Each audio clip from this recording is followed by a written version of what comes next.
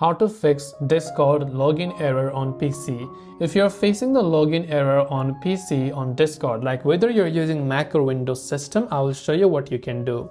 The first thing to do is to simply close the Discord app completely and even close it from your background. On macOS, you can right click from the bottom dock bar and click on the quit button. On Windows, you can go to your task manager and quit it from there. You want to check your internet connection and make sure that basically you're not using any VPN or proxy settings that is interfering with your Wi-Fi network. After that, restart your computer. So if you're using Mac, restart your Mac. If you're using Windows, restart your Windows and see if that helps you solve the problem as well.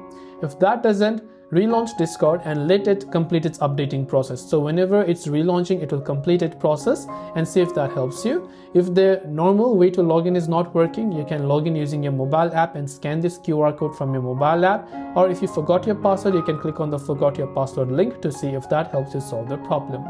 So I hope that this video helped you out. If you have got any further questions, do feel free to leave them down below. As always, thank you for watching and see you soon in the next video.